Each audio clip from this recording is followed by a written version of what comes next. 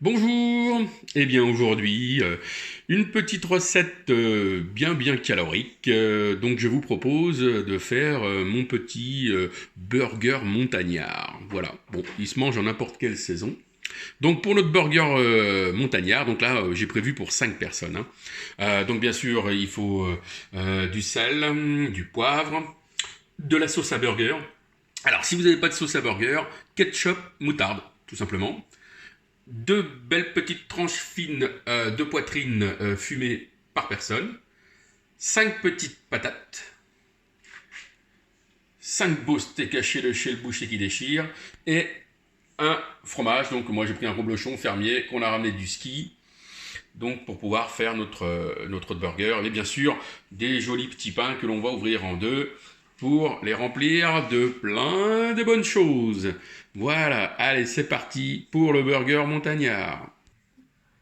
Voilà. Je ne sais pas si vous avez parlé des oignons juste avant, mais j'ai dû oublier de vous dire aussi, donc pour mes 5 hamburgers, on va utiliser 2 oignons, d'accord, que l'on va faire rissoler et frire à la poêle avec un petit morceau de beurre et d'huile d'olive. Donc, je résume, on se retrouve avec notre poitrine qui a été dorée à la poêle, nos pommes de terre qui ont été cuites à la vapeur, donc 20 minutes à la cocotte vapeur, nos oignons que l'on a frits, fait rissoler à la poêle, notre fromage que l'on a découpé en petits rectangles, nos steaks que l'on va se faire un plaisir de griller à la poêle, et enfin nos pains hamburgers que l'on a ouverts en deux. Voilà. Donc, tout ce qu'il vous faut pour faire ces hamburgers de montagne. Donc la première étape, eh bien, pour commencer à monter nos hamburgers, ça va être de badigeonner donc généreusement donc tous les petits pains de nos hamburgers avec la sauce burger que j'ai trouvée dans le commerce. Donc voilà, on étale bien sur nos petits pains, voilà, comme ça, bien uniformément. Donc sur le dessus et le dessous de chaque petit pain, on les badigeonne avec cette sauce burger. Voilà. Une fois que nos burgers sont bien badigeonnés de sauce, eh bien, je vais aller prendre ma magnifique petite compotée d'oignons. Et donc, je vais les répartir sur chacun des hamburgers. Un petit peu de cette compotée d'oignons.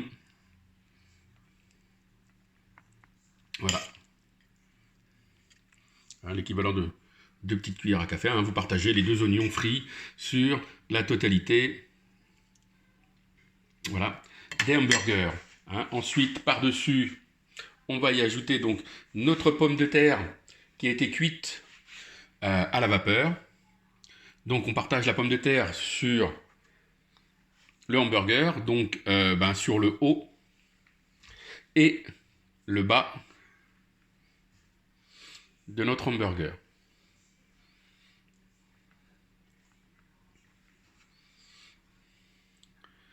Voilà, donc là il y a une pomme de terre donc, pour le hamburger que j'ai partagé sur les 2 parties du hamburger. On va ensuite prendre notre fromage que l'on va placer dessus, 2 sur le dessous et 2 sur le dessus. Soyons généreux.